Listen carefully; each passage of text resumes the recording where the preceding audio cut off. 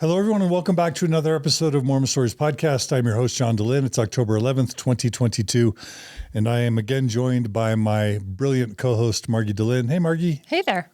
Thanks for making this episode happen. Today, we are here in part 2 of our interview with Louisa Killian. Hey, Louisa. Hi. Welcome back. Thanks. How was your break? Good. I'm trying to keep my voice up. If you haven't noticed, I have a slight cold, so I saw you losing my voice. And I saw you doing some dancing exercises to like relax and stretch. Oh, yes. That's how I got through childbirth, too. So we just did a good 2.5 hours with Louisa for part 1 of her interview, where we talked about her being raised in the church in Rexburg, Idaho, primarily. Her getting, being a dancer, an artist, a drummer, getting married very young, having a husband who ended up a felon, just to be candid, and how after a second breach of confidence with infidelity, she divorced him, but at the same time got a master's in dance from the University of Utah and ended up teaching adjunct at BYU and even being interviewed for a full-time position by a general authority at BYU, and how much she loved her time at BYU teaching dance. And then the episode ended with her getting married a second time to a non-active Mormon, that beginning her faith crisis during the time of COVID, and how that led to her questioning her faith to the point where when it was time to do her bishop's interview, to renew her temple recommend, to renew her position or contract at BYU, she wasn't able to answer the questions in the way the Mormon bishop wanted her to. And she wasn't able to renew her temple recommend or her ecclesiastical endorsement, which meant that BYU did not renew her contract, and she lost her job at BYU for not just losing her faith per se, but just questioning her faith. And we ended with her basically saying that she felt like it kind of re-traumatized her in many ways from her abusive first marriage, and also she hasn't been able to find a job at a college or university since, and so it had pretty serious job implications. And that's where we left off with part 1. And because this is a Thrive series kind of themed episode that Margie's producing, we want to make sure and give time to the second part of a faith crisis, which is the rebuilding, the grieving, the rebuilding, and, the healing and the growth. So that's what this part 2 is about. If you're interested in healing and growth, not just drama and trauma, but healing and growth, Margie is here to guide us through part 2. Hey, Margie. Hey there. Where should we go? Where should we go from here? Well, I thought I might start. I'm very curious. Oftentimes, when we go through a faith transition, what we find are certain areas are impacted. Like and I feel like we almost have a faith life transition merged with you because it was tied to your career. Oftentimes career is part of identity. Like there are a lot of things going on here. So I was curious to ask you if we're thinking about, here are some of the areas that are oftentimes impacted, right? Relationships. So that can be family relationships. For some people, it's marital. Their marital relationship is affected. Identity, how they view themselves, what I'm here for, what makes me me, what is my sense of purpose. Identity. Grief and loss is something that's greatly affected. We find ourselves in a new terrain of feeling a tremendous amount of reckoning within ourselves with what we thought we knew and what now we're seeing before us, and having to actually process that, which is something that culturally we don't see being done. There are no templates really out there oftentimes for that. And lastly, kind of this idea of the existential. Where do I go when I die? Where is the meaning? Anyway, so out of those, I'm kind of curious, back at this point in time, when you are going through so many transitions all at once, what of those would you say were affected? That you were feeling like, wow, now I'm going to have to, on a level, you're looking at like the rubble of a lot of these things where you're really being able to see the way I've shown up in this tower, this area, I'm going to have to rebuild. I'm going to have to start over. Yeah. Relationships, luckily, I was lucky because Joe was trying out the church, but we hadn't been sealed in the temple. It's so funny how to label him. That's really interesting. When John refers to him as like less active, that's actually more true. But yeah, so my relationships were strong. He was supportive of me no matter what, and was going to church with me and was wonderful. And my family was farther enough away. I knew that would be maybe a struggle, but I didn't anticipate them rejecting me. And I knew that my friends that I was close enough with would keep me. So relationship was solid. Identity was a big one. I remember because, again, I had always sort of looked outside of myself for external validation, and that included God.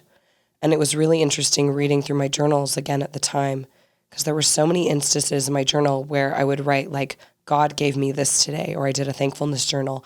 And I realized that everything in there I was attributing to God doing for me. And so my identity without God was something that I had to unravel. Yeah. And then there was one more you said, was the last one. What was Existential, kind of the more. Oh yeah, and that ties into my relationship with God. But yes, existential, absolutely, because that was kind of the whole point was, is there an ultimate creator who affects my life if I don't do the right things, or is there not? And am I doing the right thing, right? That's like a theme with me. Am I doing the right thing so that I will be blessed and be a good person according to this spiritual construct? Or does that construct not exist, if that makes sense, right? Yeah. Like what are the rules of the game? Are these things real? Are they not real? What is real? What isn't? Yes. Yep. That makes perfect sense. And so if we're kind of moving into that, let's just say the rubble place where all towers are down, you're kind of in that place of grief and loss. How did grief and loss, how did it show up for you in your life? And how did you process it? Like, what did that look like? Yeah. Are you talking like the specific faith portion at this point in time? Yes, though I would say because faith touches all those areas, see, and then also loss brings up other loss, of Right. course. So just anything that comes to mind that way. Yeah, it's so entangled, right? Like, I'm thinking back to all the stuff I've talked about so far with the loss of my father, the loss of a marriage, all those pinpoints of grief, and really almost like culminating in, okay, my faith crisis is happening. It's all these moments of like, I'm grieving, I'm hurt, I don't feel like it was my fault, but I'm experiencing all this grief that's outside of my control.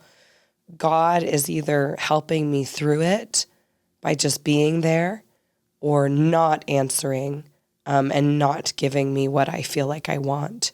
So that's interesting because I feel like these moments of grief are moments where I feel like I'm overcome with a decision that I have to make. And I don't feel like it's fair that I'm in that decision. And I feel like there are all these consequences of what I'm going to choose, right? Like there's this prescribed plan that I was supposed to follow, but it's falling apart, but I didn't choose to make it fall apart. So God, what am I supposed to do now? And I almost feel like it came to a pinnacle with my faith crisis where I felt like God abandoned me. And maybe in my head too, that was an answer. That like that church, the church itself wasn't really true or wasn't the right path because God wasn't speaking on the specifics, if that makes sense. Yeah. It's those moments of grief where I feel out of control. I have to make a decision, and this decision affects so many people. Those are big. I totally can understand why for you too, it's so entangled with this question of God, the existential of like, wait, so could you have done something? Where can you intervene? Like, were you there, but just not, you couldn't intervene or say anything? Like, why did I not feel like prompted or a sense of warning or a, like, let me figure this out? And are you part of this grief process? Are you here? Are you a resource or are you not a resource, you know? And I can totally see why that would be so like a part of this process for you, given your particular story and those moments where you really did, you know, on some level, look for the help, do the things to get the help. And then oftentimes we're left feeling like, where were you? Like, where were you? Because that mattered, you know? Yeah. Yeah. So are there any grief practices? Like when we talk about grief, I think oftentimes there's this tendency to think, you know, you grieve and you're done and you kind of move through. And I think that's not the way it works. I think grief is entangled in love and joy and in daily moments and in living, you know. But I did want to touch on just if there were any grief practices that emerged for you that have been helpful. I also was curious if you wanted to touch back on, you know, at one point, let's see, what would I do first? Maybe I'll touch here first, okay? At one point in the interview, you talked about a hole, you know, where your dad once was and really wanting to kind of fill that. And I'm curious now with some reflection and kind of years, what that loss feels like for you now and what that hole looks like for you and where you feel him or what you remember. Yeah. When you're so young, when you're like 15, it's odd because he's not there for a lot of the after adolescence stuff, right? Like my graduations and my marriages and a lot of the really hard things that I felt like I would have loved to share with him. And I've never been very good at really processing the grief anyway. But I feel like I have this habit of what you said not to do, which is to let it build and then it all comes out at once, I suppose. And I've tried to be better at accepting myself in the vulnerable state, which a lot of people have talked about trying to do, those of us with perfectionist personalities. I remember when I finally left home and felt all that sadness and didn't want to share it with anybody in college. And I was depressed and not talking to counselors and wanted to handle it on my own. I had to break down and say, I need help. I need to talk to people. I can't do it all on my own. And that was early on, where I remember distinctly talking to a roommate, letting her know that I was sad, or being at church and talking about my dad in Sunday school, in a Relief Society lesson where we talked about sorrow and Christ. And there were those moments where I let myself show my vulnerability to others and speak it out loud. And those moments were very, very important because it meant admitting that I couldn't handle the grief inside on my own and that was okay. Yeah. I really, really love that. So I'm hearing feeling it, naming it, and sharing on some level, being able to actually speak it. Is that what you're saying? Yes. It's hard for me to admit those things out loud. And I also have that thing in my brain that goes, well, other people have it worse, or I can take care of somebody else, right? Like I'm not good at being the person receiving help. Yeah. I'm good at taking care of other people. Yeah. Mm-hmm. And that is it's still a constant, it's still a battle. but I'm much better at recognizing it. And it started with that grieving process of my dad in college. And then again with my thesis work about vulnerability and honesty, and having to keep confronting that idea of you are strong, Louisa, but you also need to share your brokenness in order to be healthy. Yeah. Yeah. Yep. That's beautiful. Yeah, to be clear, I don't believe in optimizing the grief process. I don't believe in this idea of like good way, bad way. Or I think we grieve in ways that are deeply personal, and it is like a survival kind of thing. We grieve the way we grieve. And there are as many ways to grieve as there are people. And it's a relationship that on some level, it's a terrain we get to know for ourselves, It's very, very individual. So, yeah.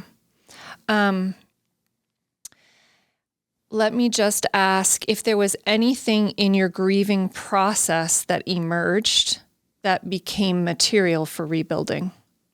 So an example of that I saw in your story, I feel, you can correct me if I'm wrong, was this idea, grief and loss around kind of your first marriage relationship with trust, and this idea of being treated as a full human that deserved empathy, and that was something at one point that you lost and, had to kind of, but then you clearly in the next relationship you had gleaned that then was important to you, honesty, feeling a sense of kindness, feeling a sense of connectedness, emotional connectedness with someone you love, right?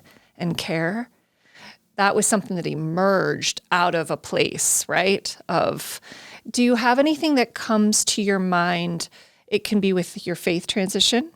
It can be with identity. It can be in any of the towers. It can be with regard to you rebuilding,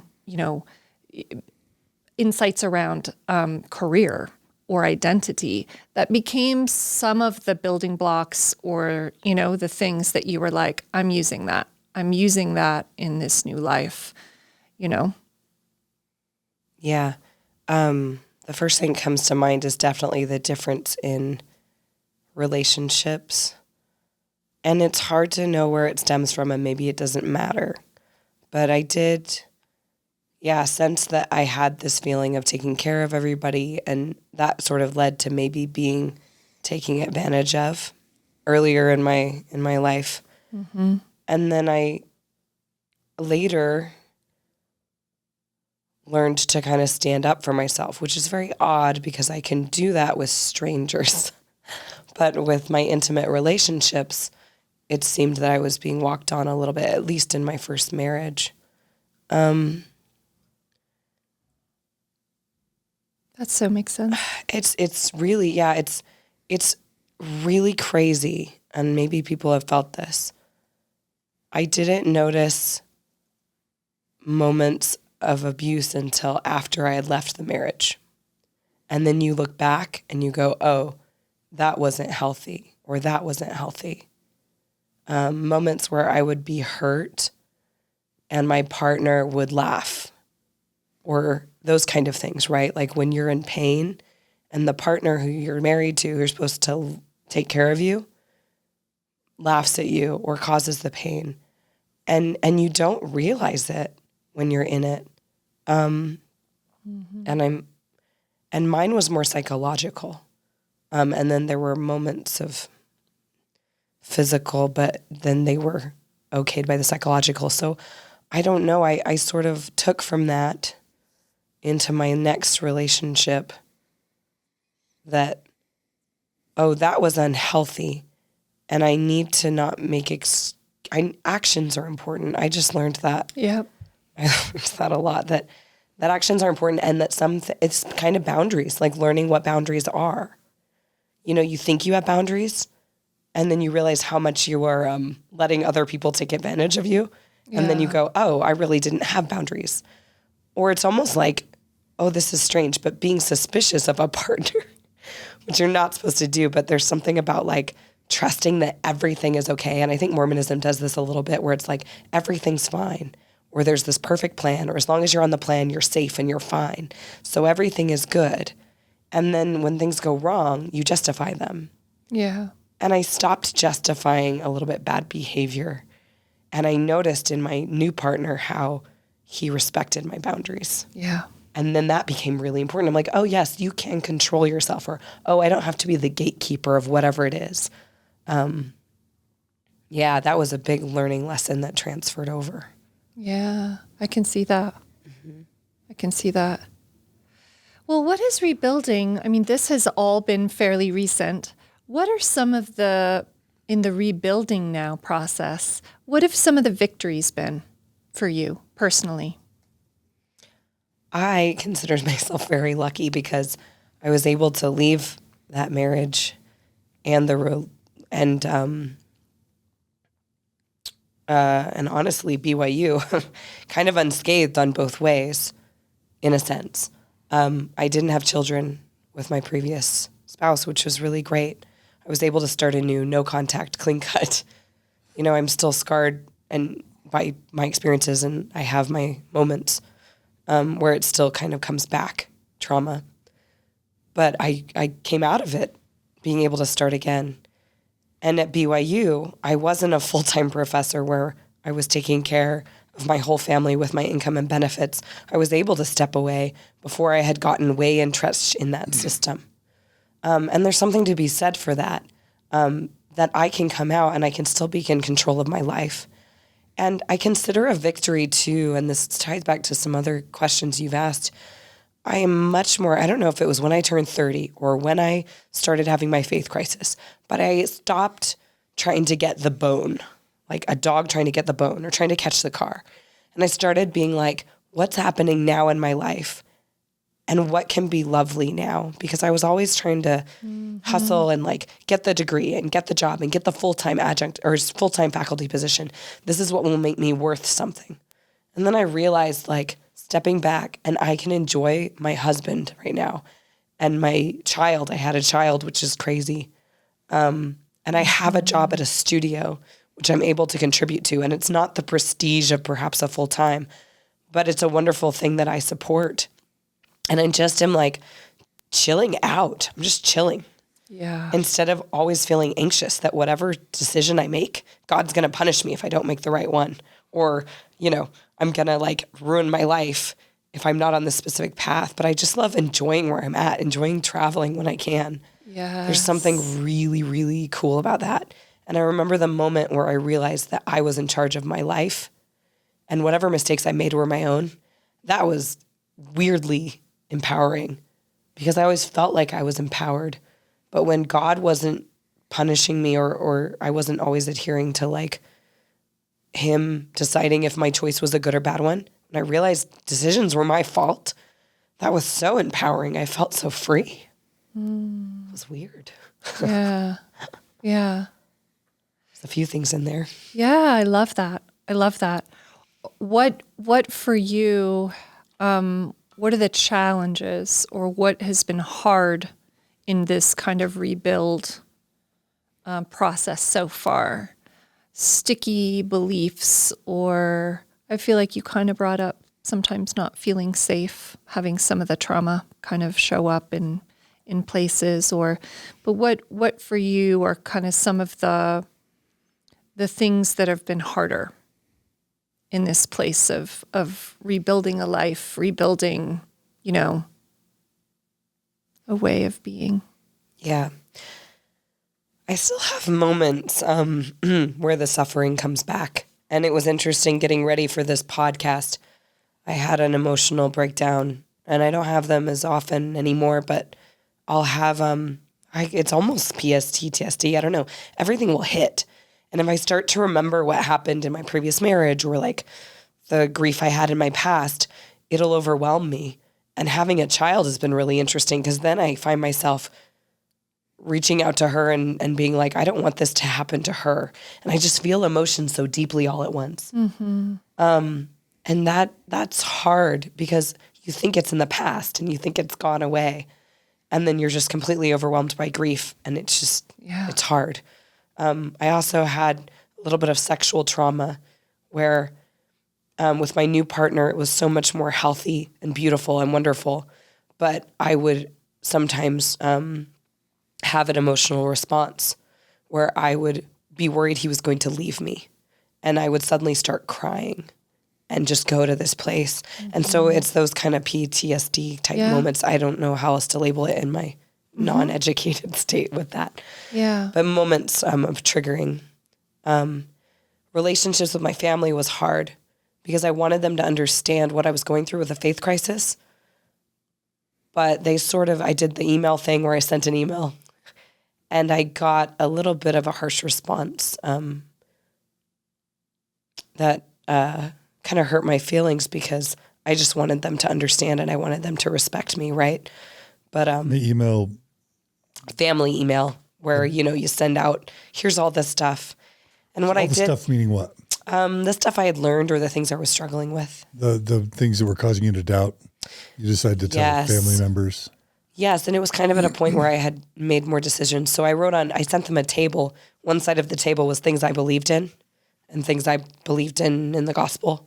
And they were kind of like love and Jesus and kindness and charity and big picture stuff. And then I sent a list of things, reasons why I was stepping away from the church or problems I saw. And that list was a lot longer and a little bit more specific. Yeah. And I felt like the response I got from my family, one in particular, was a little bit harsh, where it was like, oh, well, this is what you don't believe anymore.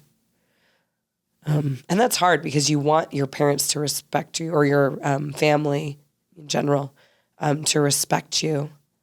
And you want them to understand in your suffering. Yeah. But they don't want to help you really in your suffering because that's hard for them too. So relationships has been, in that aspect, has been a little hard. Would you have either not written the email or written it differently now? Well, what was hard was I asked specifically in the email for them to respond by calling, not through email. And they didn't respect those wishes. So I feel like if we were able to have a conversation, because I wanted to send it to them, they can think about it, call me and talk to me when they're ready about whatever. But because we weren't able to have that verbally, that's what hurt. So maybe going back, I wouldn't have written it. I would have called right away. I don't know. Think it would have gone better if you called? It would have been softer, but it would have been a harder hit initially. So better for them? I don't know. But better for me? Yes, probably. Okay. Because they wouldn't, I don't think they would have been as harsh verbally. Yeah. But maybe they would have. I don't know. Those are such hard calls to make, I think. Maybe it's hard either way. It's just a bomb. Yeah. So Yeah. So I'm hearing definitely some PTSD, some trauma kind of following you, and then also your relationships with your family, those being kind of harder. Is that right? yeah, they were initially. Luckily, we found kind of a happy place, which has been Okay. great in rebuilding. But it's still, yeah, that's hard. Yeah, took a little Family. extra. Yeah. If we were going to kind of lean a little bit into some resources that have been beneficial to you, that can be anything from baths to meditation to yoga to nature to whatever has been calming, comforting, helped you process, supported you during this time of, it's a lot of upheaval, it can be really overwhelming. What would you say there? Yeah, and I also want to mention one more would be the teaching stuff. Yeah. Yeah, because dealing with job applications and rejections. Let's talk about that. Yeah. I mean, yeah, I can lead into also the healing from that, but that's another point that's hard because applying for jobs can be very difficult and self-deprecating. Dehumanizing. Yeah. And feeling like at times, oh, this is my fault because I, stepped away from the church. And then you're like, well, is this because, I've stepped away. So now I'm getting, yeah. So you have all those thoughts of, I'm being punished for not doing the right thing, and people outside are going to judge me because I don't have that. That's been hard to not be able to teach. One thing that just came as you're expressing that is, on some level, you've made such a career transition in that on some level, like the teaching at a university is a career path. And so it feels like on some level you are renegotiating, rebuilding this idea of not just how your job shows up in your life, in what form, whether it's a career, whether it feels like a career, but also like its value. Because it feels like sometimes, and especially in our culture, it's like a default setting that your job is kind of your life. That's when really, like, no, your life actually is your life, and your job is a way to sort of, not that it can't be fulfilling. But tell me a little bit about that, because I'm noticing like a big shift in that for you. Yeah. Yeah. I mean, you said work. it well. It's my identity to a certain extent, right? And that's also my happy place. Was I went to get my master's degree, and that was where I found a beautiful sense of identity, right? And so that was the thing that kept me alive through a lot of the grief. And there was also all that pressure as a woman in the church. I wanted to prove that I could provide, that I had a job. I didn't want to be one of those women who was a stay-at-home mom and was perceived as not able to do something, if that made sense. Because I'm fine with being a stay-at-home mom, but so many people defaulted because they didn't believe they could do anything else. So that was a big part of my identity, and proving that I was a capable woman, and having to renegotiate that. Yeah, has been hard, but also I've realized the value. Like, do I value the job itself or just the title, right? And I've realized that, like, right now for my lifestyle, because I decided to have a baby, the job I have now is perfect and it's wonderful, and I'm paid well, and I'm using my degree in many different ways. And so there's great things about that, and I don't have to have the title of professor to feel value. And I wouldn't be able to do as much in my full professorship with research and everything with my baby being born. So in a sense, I'm seeing like the beauty in a separate path, and not putting my whole identity on, well, you have to be a professor to be respected, or to be valued as a woman, in the way you want to be valued. Because so often I grew up hearing, and I grew up with this too in my marriage. The bishop or the stake president would ask my husband what they did, and they wouldn't ask me what I did. Little did they know I was the one with the job, and they were going to school. That happened a lot, and I always wanted to prove myself in that way. And I really find I just want to kind of let go of some of that and be like, as long as you're happy with what you're doing, I mean, who cares what other people think, and worrying about presenting something or justifying yourself with external things. That's big, yeah. How has it felt for you because I view my experience with rebuilding is, it is an incredibly internal process. It is defined and sort of created from this place of connecting to yourself. And that is a shift. That is a big shift from, from this external model that I think and system that we've lived in for so long. How has that been for you? And what has it felt like for you now to have this really, it's this different relationship with yourself and how you go about, perceiving your life, making decisions in your life for you? Yeah. It's been so freeing is really the biggest word to describe it. I remember driving to teach at BYU, and I remember thinking,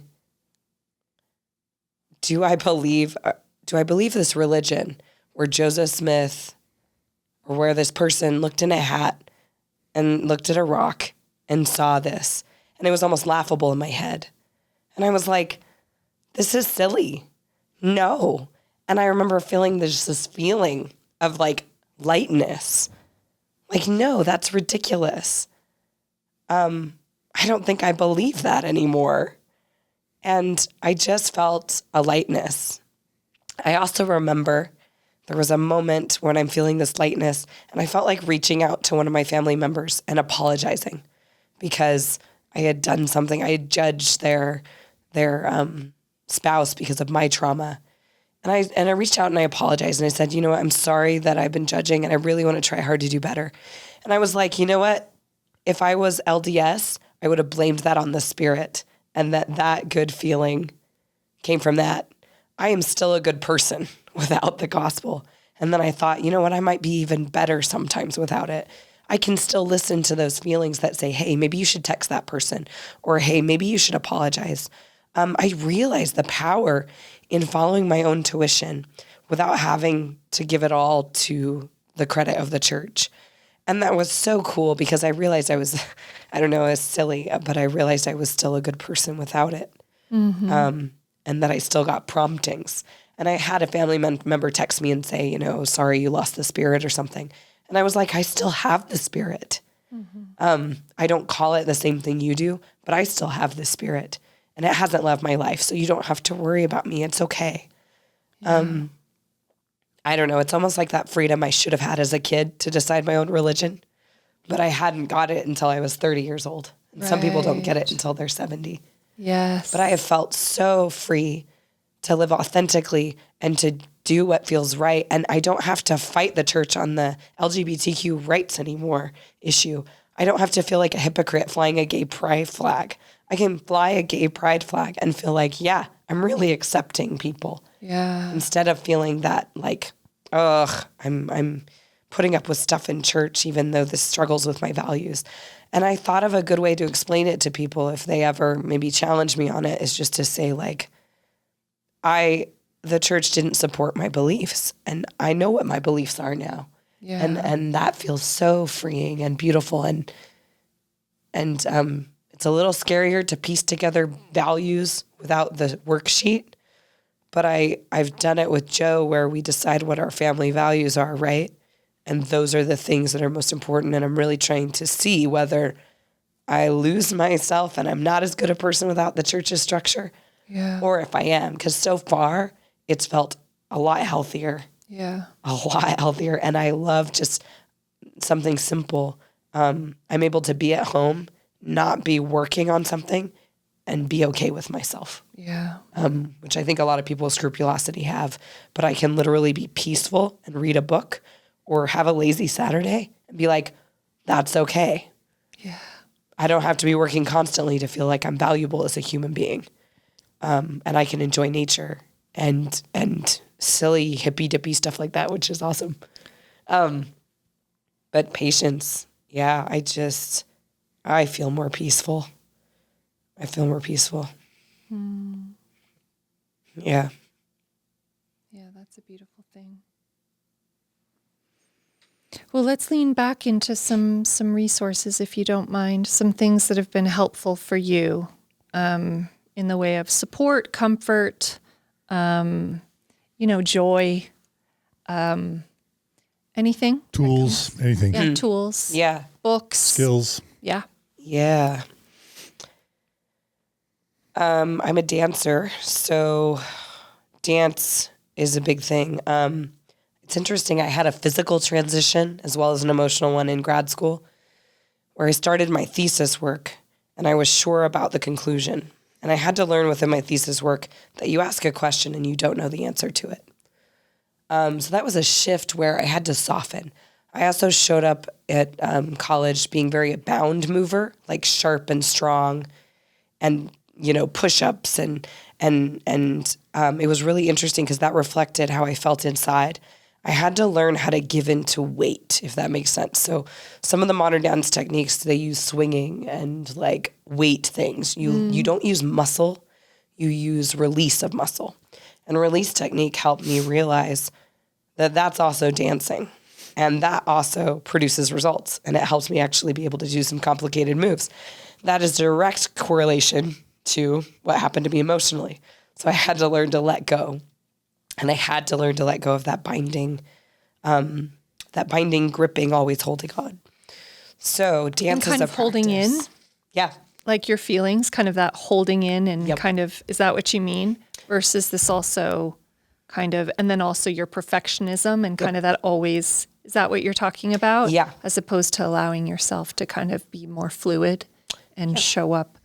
So many metaphors in there. Yeah. Or even letting go and control, Yep.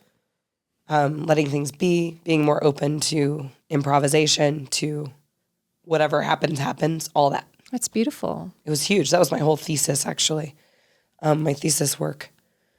And that, is reflected in the way that now I try to look at life and how I try to, it made me grow as a dancer, technically. I had so many more textures in my body as a performer. And also as a person, I was able to heal more, just like open up more, be less stressed. Embracing the unknown and embracing vulnerability, which is a little bit of a cliche, but absolutely true for people like me. That was huge. So, and I found that through dance. I found that through breathing. So breathing in and out as a part of a dance practice, which you can find in yoga, you can find on your own, just breathing at home. The physical is so connected to our emotional. And so often we use dance or review it sometimes as just entertainment. But if you find time to like use your body to do something and pay attention to what your body does, not as an object for, not as a tool to get you something, but as something you can notice. Like I'm just going to notice being in my body, which ties to meditation. That is so healing because not only do you have to accept your body in that moment, but you have to be in the present moment and not focus on a goal. And that's really beautiful. And I do that in my classes where I help my students let go, release, be okay with themselves. Mm-hmm. Yeah, that's a big one, is dance and my Bartinief work and breath work. Yeah. And sometimes I get to do it myself, but I definitely like doing it for others. And just being a dancer by nature, I'm able to be physical with my job, which is helpful to process things. Yeah. I love that. Just the physical. I don't think, people are always mentioning books they read or podcasts they listen to or like going to a therapist, which is all crucial, but like it's rare for people to mention the physical, but things like breathing and movement, exercise even, those are crucial things. Yeah. More and more too, we are having research come out on, processing trauma. And there's a lot of movement oriented. Breath is in there too. And also moving being a crucial way to kind of process, and ground. Yeah. If you've ever experienced improvisation, literally you can like stand in a room by yourself and just try dancing on your own. Yeah. It sounds really silly, but there's a reason it sounds silly is because we've been conditioned in our culture to not use dance in a way to discover things about ourselves. We've used it as something to show other people. Yeah. So I found such beauty in like moving, in improvising. And that's why I love teaching improvisation. I taught a class at BYU where we improvised. And you can discover so much about yourself by the way you move. Yeah. Standing, sitting, moving your body to music, anything. It's really cool. I have a whole, I can just imagine. whole thing about that. I can just imagine. It's making, okay, I'm going to say one thing and then we're going to go. It's making me remember my Calm app where I do meditation has a new practice called the Daily Move. And it's usually 5 minutes or less. And on one of those prompts one morning, she had you, she gave you prompts and you were to do the dances or do like you were 5, to remember who you were when you were about 5 years old and to do this certain thing like you would have when you were 5. Yeah. It was amazing. It was so transformative in taking you to a different time, to a different place, access to a different part of yourself. And it was so incredibly joyful. you know? Yeah. So I can just imagine, like, as you're talking, Yeah. that was 5 minutes. Yeah. And that makes me think, so my whole life in the church, I fought women in Relief Society over checklist stuff. So I almost feel like we want to say, oh, read this book, it'll change your life. Do this checklist, it'll change your life. Meditate, it'll change your life. I've just decided that, like, we just need time to enjoy what we have and to live presently. And dance does that for sure. Improvisation does that. Going back to a memory does that. Like, pick something that you like to do. Like, I'm going to get a notebook and I'm going to, like, draw for a little bit, or I'm going to, like, read my journals from back when, or I'm going to read a book. Like, I just feel Western society is just aching for moments of peace and, like, enjoyment in the now. Yes. It's very Buddhist. Like, we're all like, give us the Buddhism, give us the Eastern, because as Westerns, we've just, like, run ourselves into the ground. Yeah.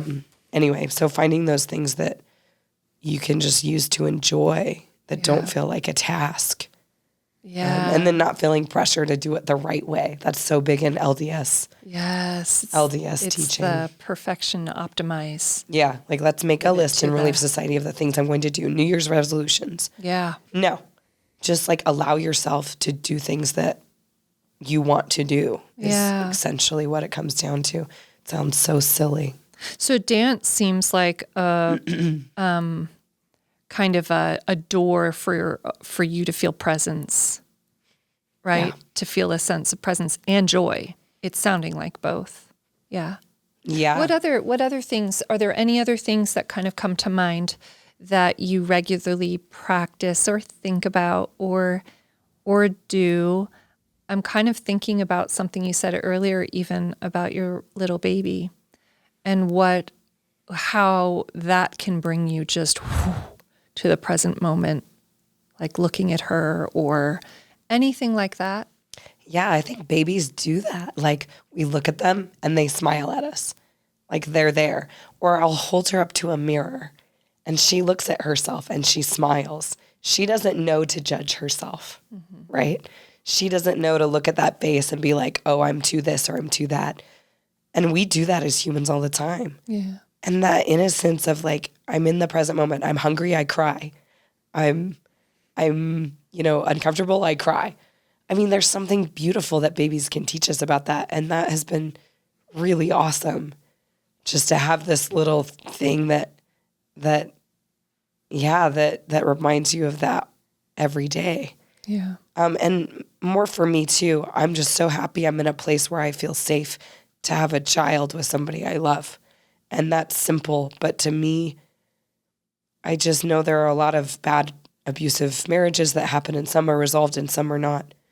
And I just feel so lucky to feel safe enough to be with somebody who loves me, and to feel safe enough to have a child with them and not worry about her. And that beautiful, that was part of the reason why I reached out to you, was I feel like there's so many people who are in relationships where they're suffering, and maybe they don't have to be, if that makes sense. Or maybe, I don't know, maybe we don't realize what we deserve all the time, without being selfish. But, like, I just have realized in my second marriage what a healthy marriage is. And it is so beautiful. And it shouldn't be hard all the time. Marriage shouldn't be hard all the time. Mm-hmm. And it doesn't mean that it's going to be perfect or that, we never mess up. But that love that I have in this marriage, the respect and the joy I have, I want everybody to have that with whoever they're with. That's what the church supposedly should be giving people, not staying in abusive marriages, but, like, really being in a beautiful family unit where there is love and respect and kindness. And I think as a society, that's what we want. I mean, I don't know. That's a beautiful, wonderful support. And that ties into a resource, is having a healthy marriage, having somebody I can communicate with, and just being open to talk about things if they come up. It's important to have that and to make time for that. Yeah. And I'm really grateful that motherhood was a choice for me, if that makes sense. I believe that all women and men and non-binary, everybody should choose when they have children, because I think a big problem is when we feel like we didn't have a choice. That can be hard as a loss of identity. And I don't think I was really choosing it in my first marriage. I think I just felt like that was the next thing to do. So we should do that. It might fix our marriage. That scares me when I realized that I was, 23 or whatever, going to have a baby with somebody. Yeah. And now this baby's my choice. Right. And like I had her and it feels like I have no regrets in that. Yeah. If that makes sense. It was really important that I realized, okay, I'm pregnant and I decided and we're going to do this thing. And Yes. and she's great. So, yeah. How different that can feel. Yeah. Yeah. Another resource that I've had since my divorce would be baths. Baths has been Yeah. huge, especially as a dancer. I think I could justify it by my sore muscles. But I'll get like special bath bombs that are a little pricey because I want them. And I'll just take a bath, hot water. That's my go-to. And I'll bring a book. Sometimes I'll bring a book and read a book and just take time to do that. And luckily I have a partner who is really great at taking the baby for me. Like we give each other time for That space. space. I love that. So that's an equal partnership where we each get time and can attend to each other's needs. So baths is big for me and reading, whatever, things I like to do. We also like to go experience different things, all different things. Even if it's a bad concert, we experience it together. Making time to experience art and support creativity. Yeah. That's where I want my tithing money to go, is to the arts. Yeah. Yeah. Yeah. Yeah. I feel like you kind of have started like leaning into joy. Like your last ones were kind of like little joy places for you. Baths. How do we feel about baths, John? Oh my gosh, I'd take a bath. Well, I'm afraid to admit it, in an environmentally It's safe here. conscious world. Yes, it It's is. safe here in front of 50,000 people. Well, true. Let's just say I love baths. I'm just going to put it like that. We are And I pro bathe in Margie's bath water We are pro bath. to save That's water right. and energy. Good for you. My partner doesn't like baths, so I waste water. But we're pescatarian and try to do other things. So That's right. That's right. can't do it all. Benefit, cost benefit. That's right. Yeah. And so moving into joy, and I feel like, you mentioned that at the tail end reading, baths, you've mentioned kind of presence. And I love that, especially given, I don't know, the states of just sort of trauma and hypervigilance, I think that you've been in, and, these heightened states of like feeling danger, like to yourself, perceived danger. And I do see joy, pleasure as so important to pair in grieving. I don't know if you feel this way. I was going to ask you about it, but I think processing is important, like therapy and writing and all the forms that help you kind of move through grief and kind of express it. But like grief can feel heavy, trauma feels heavy. There's a weight to walking with all that I just feel like joy reminds us why we want to live, And it's no small thing. I mean, to be in this world right now. And so joy is no small thing. It should be a priority, because without it, like we've just got the heavy, So you naturally were kind of leaning toward joy. Are there any other things you want to add to sort of, this reorienting away almost from enduring towards sort of, no, I'm going to actually gift myself my need to sometimes feel joy and pleasure in a moment. Yeah. That's making me think of, I don't know, it's making me think of holding, like the pressures of the world and what we should be doing. And then also self-indulgence a little. It made me think of actually when you like listen to the news a lot and you have all this like stuff in your head and the weight of the world, right? Like, oh, I'm taking a bath. I'm a bad person. I need to conserve water. Or like, you know, there's a war going on. Or if you've seen the Good Place TV show, right? Like everything they decide to do has moral consequences because we don't know where all of our things are made now, right? Like everything we do is bad. I find that like, and maybe this doesn't answer your question, but this is just where my brain went, was I also find that like still finding education is really important to me, and like finding some as unbiased sources as I can to help inform me. And also, and I appreciate that Mormon Stories have tried to do this, continuing to remind myself of the other point of view, of empathizing. There's something about educating myself to where I don't feel too heavy, overwhelmed by the world. I have to take a break every once in a while, right? But I've got enough education that I can continue to try to make choices that can do real good in the world. And when I was in the church, I thought I was doing real good. But a lot of the good I was doing was in small relationships, which are important, but communal relationships within the church bubble. And I wasn't able to look a little bit wider to bigger issues of my community or of the world or of people I didn't associate with. There's something really cool about like looking for sources that aren't hateful, that are just putting information out there, being curious. I love that idea that curiosity is the opposite of fear. Yeah. I just learned that recently, and I thought that was beautiful because that's what I do in improv, and that's all that I've ever wanted to do is just be curious so that you can continue to ask questions, continue to learn, that you don't get stuck in a certain way. So then you're hardened and you start to hate. The more hope we have and the more curiosity we have about the world around us, the more we're going to be able to go towards, you know, beautiful things. Yeah. So I also think there's a responsibility for me in my privileged state to learn. I have the ability to like turn on sources I trust. I started listening to NPR a few years ago. So that's a source I go to just like be informed on the news without feeling super heavy with like drama. And just finding sources, and they have like Science Friday on there, right? That's like lighter. Anyway, a balance of light and heavy, but all of it sort of like learning, I guess, curiosity, and then deciding what I want to do with that knowledge, so that I can help other people. We just got to be easy on ourselves and also, I don't know, curious. I love that. I love curious too. Yeah.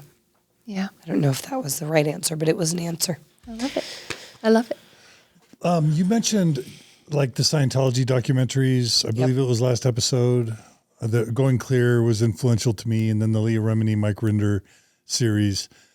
What other resources have helped you process, let's just say, your religious programming or your faith deconstruction or your faith reconstruction, sort of religious resources or secular resources that address faith deconstruction? Just list whatever you want to list. Yeah. And I'm going to list ones that helped me, but not because they were things I agreed with, if that makes sense. Sure. Year of Polygamy was great. Those, Scientology documentaries, those two that you mentioned, basically any kind of those documentaries where they were studying, I did, the whole cult documentary thing, looking into cults, because that's what I realized was a big also comparison, was that people believed they were doing the right thing in Scientology. They thought they were saving the world. And I was like, oh, that's what people believe in Mormonism. So like these systems, where you believe you're doing a good thing, that was interesting. All those so cult documentaries. Let's see. I wrote them down. Fair Mormon resources. I looked at their stuff. I looked at the videos. The section the church put on doubt, I believe, it said that like doubt your doubts kind of thing. That helped me really realize how the church viewed questioning with faith, and that I didn't believe in that as an intellectual and as an artist. Anyway, that was interesting because I was like, oh, you really don't support questioning. Natasha Helpfer's story and excommunication, I viewed that as an intellectual, somebody in the research field. So that was important to me in seeing how the church treats people maybe who stand up and advocate for their profession. Some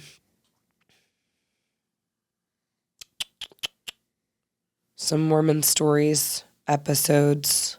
I should have brought my little list that might be on my outline. Margie's got the outline. Those are great. Yeah, I don't know if I mentioned any more, but I started digging into those sources. I have pregnancy bring now too. I call it that ever since I had a baby. You talked about Radio West, Yeah, Radio West. the Yeah, Daily. listening to Radio West, them, approaching things kind of from an outsider's perspective, different topics from the church. And honestly, just my intuition as a critical thinker, starting to realize at age 30 where I put my money and why. Dating Joe, and he was asking questions about Word of the Wisdom I never had to answer before, realizing that I was following the Word of Wisdom out of obedience for the prophet, not necessarily health reasons. So just like growing up and learning from people's questions and really deciding, just investigating a little bit into why I do what I do and what really is important to me. Yeah. Yeah. It's kind of that you were saying curiosity, and there's a curiosity for the world and news and the paths of other people, the experiences of other people. And then there's also curiosity about yourself, that you get curious about why do I think that? Do I have why do I do that? Why do I react that way sometimes? Not in a judgy way, in a curious way. I love that. Turning it toward ourselves. Yeah. Yeah. So talk about just, these are kind of the end questions. So your life now, your life in the present moment feels like, I think when we're in the church, we've heard stories about what it's like on the other side, if we ever leave or what does life feel like for you now? Yeah, I feel so in control of my life now. Garments is usually a big one for women's especially. And that was freeing for me as a dancer and somebody who loves the human body. I just feel like I'm in control of my life, and that's scary sometimes, but also really beautiful. And I feel like I know the things that I am doing right now are things that I feel good about, and that feels good to me, and that I also have questions about the future. And I love that I don't have all the answers. I didn't like feeling like I had all the answers. I didn't go on a mission because I felt like I wanted to learn about other people instead of preach to them. I always had a problem with kind of telling other people how to live, if that makes sense. I wasn't quite sure, right, if this was the one true path for everybody. That felt kind of wrong. So I love that I can live more authentically, and that feels awesome. I have a new baby who's beautiful, and she can be exposed to whatever she wants to, at least deciding what membership of a church she wants to be at her own timing. And that doesn't mean that I don't have values or structures that I believe in. So I'm going to teach her all that I can. But at least she's not born into a system already. She can have more agency, and I really love that. And so, yeah, it just feels freeing, and I mourn some of the things. And I will say that I don't like, I've started to decide that sometimes we look back at our experiences and be like, well, that was for my good. I feel confident in saying that if I didn't have to go through my first marriage and I could still meet my husband now, I wouldn't go through it. And I don't say that apologetically. I'm not going to say it made me a better person. I look back now and I go, no, that was bad and that was wrong. That happened to me. Certain things in the marriage, certain things were wonderful. But that was wrong. And I didn't, if I could live my life again, but still meet Joe, I wouldn't do that again. And I love being able to not make excuses for that kind of thing anymore. Yeah. So I'm happy. Life is still hard, but I made it that way, and that's great. I don't have that omniscient thing looking over me, judging me for every single thing I do.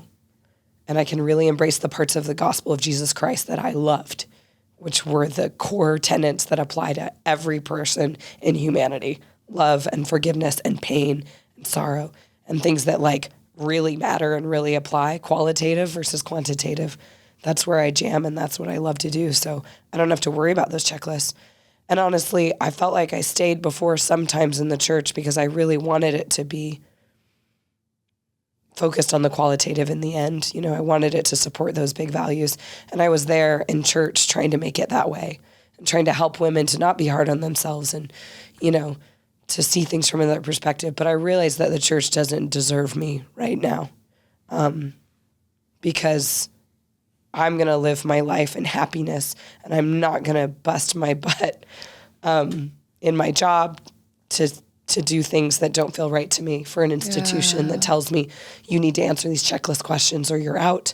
I'm just not going to be bullied anymore. And that feels really good. I feel sad though, maybe for people who are suffering because of their experience, but I just want to love everybody. And I feel like I'm really able to do that now. I'm able to love everybody and just be a person.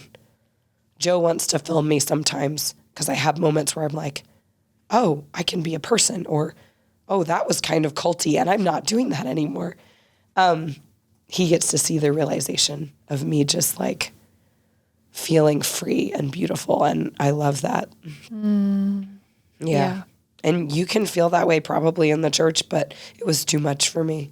Yeah. So shedding that was really cool. And I'll still go to church if I'm with my mom or something. I don't have a problem showing up because I know who I am. Yeah. Yeah, and I want to love everybody on both sides. Yeah. Yeah. That was beautiful. That's Powerful. beautiful. Yeah. Thank you. Thank you. Yeah. A hoarse voice, but it's authentic. That's right. And yeah. It is authentic. It's authentic in many ways. It's authentic to, yeah. Thank you for sharing so openly. And yeah, what a journey. And there's more to come. Yeah. I'm excited. Yeah, I'm excited. So as far as like, sounds like you're continuing to identify as Christian. Is that right? Me, I like being, I don't know. Yeah, I always had trouble with Jesus actually when I was a kid, like thinking of it literally. So I loved what he stands for, but I was like, but I've never seen him alive, so I don't know. So I love just saying, I don't know, and being agnostic. Yeah. Okay, so you identify as agnostic. Yeah. About Jesus and about God, the supreme being. Yeah, I think so. Yeah. So no desire to go to church right now. Not for myself. Yeah. Nope. Okay. All right. Yeah. But if a church presented itself, and I told my bishop when I left, I said, if this church is true, I'll be back. Mm-hmm. So who knows what'll happen. But right now, no church, but I'm not opposed to trying anything. And clearly you have a better marriage out of the church. But what about mental health, just as kind of an important component? Would you say your mental health's improved overall? I think it's implied in what you've said, but I'm just going to ask directly. Yeah, that perfectionist mindset, just like the last bits of it when I left the faith, totally melted away. I mean, they still come up, but I just felt, that freeing that I talked about was very much like letting go even more of that perfectionist tendencies of like always feeling like somebody's judging me. I was able to really feel even more free mentally and health-wise. And yeah, it's been much less pressure in a really good way. And you feel like you're set up maybe to be a better parent than you would have otherwise? That one's tricky. I honestly believe I'd be a good parent either way. But I think I would have fought kind of like my parents did, where I was in the church and I was indoctrinated with certain things. And then at home, we would talk about it as a family and maybe not agree with everything. I feel like that would have been the dynamic where like she would go to church and then we'd talk about, hey, we don't hate people that are gay, or hey, you're still important as a woman, or that whole chewed gum thing, that's crap. So I would have had to work harder as a parent, I think, to undo some things I don't believe in. And so I do feel like I could be a better parent. And I also think like Joe and I were able to be more on the same page now. Before I was much more of a believer. I'm in the system and he wasn't. So we would have to negotiate that as a partnership with her. And now like we can both be completely on the same page about how we feel about those things. And that's really great. Not better, not worse, but just less work. Yeah. Yeah. You mentioned, I think in the last episode about how when your family hit hard times after your dad died, how the church as a community stepped up and really helped you guys. How has the whole, we'll call it a whole of community, how has that filled in for you, or has it, or do you feel a hole now? Yeah. What about community? That's actually something I worry about with my daughter because I was raised in such a tight-knit community. I loved that growing up. So I don't know how that's going to be for her, and I hope that she finds a community.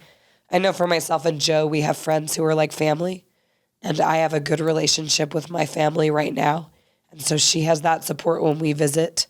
But you have to build community with family and friends, and you have to actively like make sure you come up with events versus like the church doing it for you and staying active in your community. So I will admit it's a little lonelier and it's harder. I have to do the work. But I have hope. And as long as she finds my child, finds good friends and has a good community, I'm hopeful it'll work out. But that's the best part of the church, is that rallying. And I would hope that members of the church in our area would continue to reach out to people who aren't a part of the church so then we can still get to know each other. It takes harder to get to know your neighbors, but once you have that built, you have people there who love you and take care of you. So luckily, Joe and I have that. Yeah. What does spirituality mean to you now? Or does that word even have value for you now or use? Totally does, because I'm a dancer. I'm in the arts. I believe in these beautiful kind of ethereal ideas that we can't quite label. And I love the idea that we don't know everything. And spirituality to me is that curiosity of the unknown. Spirituality is when we try to reach out to something maybe outside ourselves that we don't completely understand that can help buoy us up. And I still will pray sometimes. Sometimes I say Heavenly Father because that's how I'm trained. But I'll pray sometimes in my heart because that was an important part, being able to like put that out there in the universe. And spirituality to me is that connection to kind of the unknown, those big existential questions of like, what's out there? Is somebody listening? What brings me joy? What are we seeking that like connects the human condition that is a positive thing that keeps us living and growing? And I love that exists in all kinds of cultures. Yeah. So speaking of the unknown, what about death? How do you think about death now? I really hope there is something after death because I love Joe a lot and I would hate for us to be done. But if we're done at the end, then I won't know it. And so that's okay. And I'm going to live this life as much as I can. Yeah, I'm not afraid of death, but I am afraid of being lonely. So if I ever lose Joe at any point, that's my biggest fear. Stay healthy, Joe.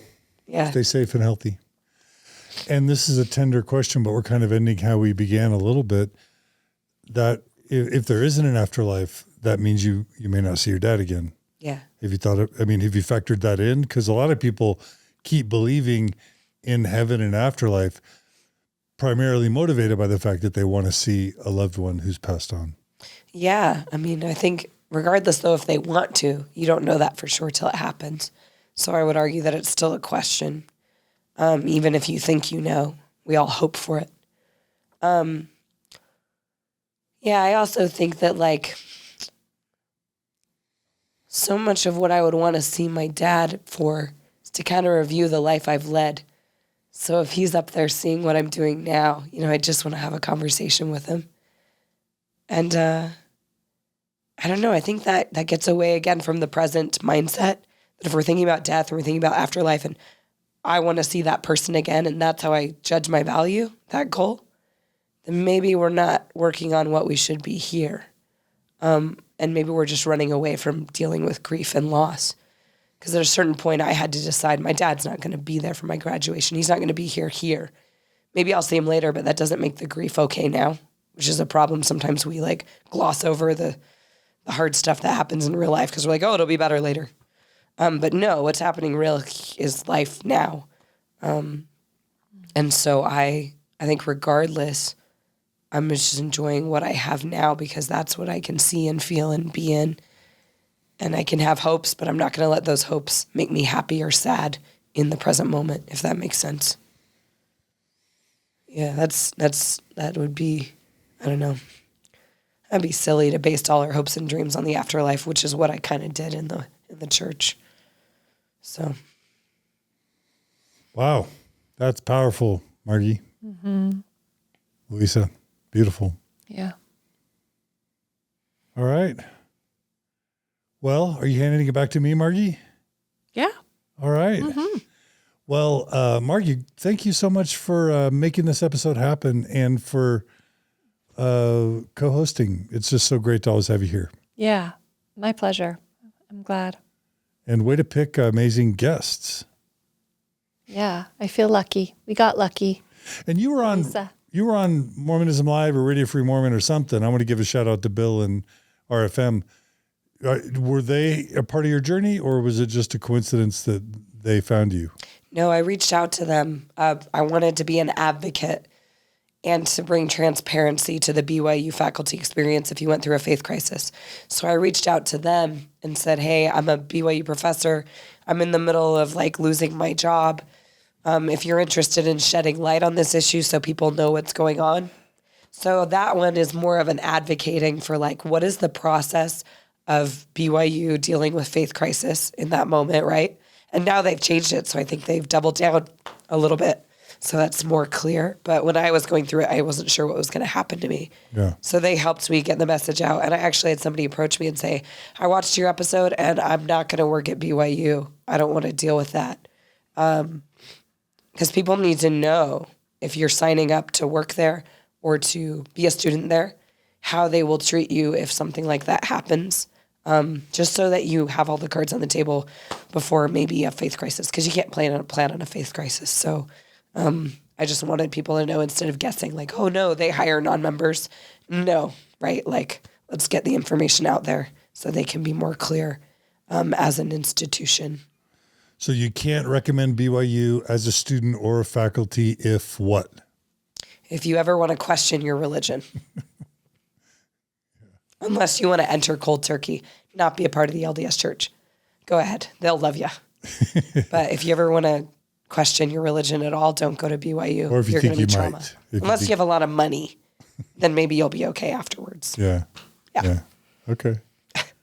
All right. That's so tough. Yeah. Because who wants to? You know what I mean? Well, if the people that need to hear that message aren't listening, aren't necessarily watching that's or what's listening hard to the about it. podcast. Yeah. Right. And then the people who are hearing it are probably hearing it too late. You don't plan on it. For many people, they don't seek it, Yeah. right? So, But maybe if somebody researched, like, I had somebody say they're not going to apply for BYU. If they're like in between, maybe a nuanced That's view, right. they're not going to, like, I know nuanced people, right? I mean, wasn't Patrick Mason, he says he doesn't work for the church yeah. Yeah. specifically? Yeah. There's a reason. Yep. So if I wasn't working for the church, how much different could my faith crisis have been, Yeah, perhaps? good point. No, this is, some people are smart and they know they don't want to tie their financial gain to the institution. And I totally get that. Yep. Because you can say a lot more and you don't have to live in fear. And so many faculty live in fear. They've talked to me. They just don't talk to their bishop about stuff because they don't want to lose their job. And I think that is horrible because they're good people. So You knew faculty at BYU that were in faith crisis or didn't believe? yeah, Oh, didn't completely believe, but had issues they wouldn't talk to the bishop. I don't know if it was faith specific. Could have been anything in their life that they were just afraid to lose their job. So they weren't going to give that in the hands of a clergyman who volunteered. yeah. That just seems the church should, if the church believes that bishops should be counselors, then what you tell the bishop needs to be protected. Full stop. Yeah. I mean, Or be what- let the bishop, if you believe in his prophetic ministry, endorse you regardless. Yeah. Anyway, sorry, that's the flip side of it. All right. Well, Louisa Killian, thank you so much for joining us today on Mormon Stories, for speaking out. I know you're going to help many past, present, and future BYU faculty and students by telling your story. I hope so. Thank Sorry you. for the hoarse voice, but maybe it's more endearing. You'll feel more sorry for me. No, it's been a pleasure, and edgy. I really appreciate it. I appreciate all you guys are doing, and I hope that we can get rid of labels on all sides Yeah. because we're just people. Thank you. Thank you. Yeah. Thanks again, Margie. Thank you, John. And thanks to all of you who support Mormon Stories and the Open Stories Foundation. Your donations make this possible. We lost like 4 donors today. It's weird. They just come in little clumps. But if we don't replace donors, then we have to cut back services. So if you value this program, you want to see content like this continue, we would love it if you could become a monthly donor by clicking on the donate button at the top of the mormonstories.org page. And, whatever you can afford, $10 a month, $20 a month, $100 a month, whatever you can afford, your donations are tax deductible in the U.S. We're transparent in our finances, and all your donations go towards the mission of the Open Stories Foundation. So please support us if you can. Subscribe to us on YouTube. We're trying to reach 100,000 subscribers on YouTube, and we need your support to make that happen. You can also subscribe to us and follow us on YouTube, on Facebook, Instagram, TikTok, etc. And all that helps with the algorithms. Give us your feedback at mormonstories@gmail.com. Comment on any of these episodes. And if you have ideas or suggestions, we'd love to hear it. Be good to each other. Be kind to each other. And stay tuned for more episodes of Mormon Stories podcast in the weeks, months, and years ahead. Take care, everybody.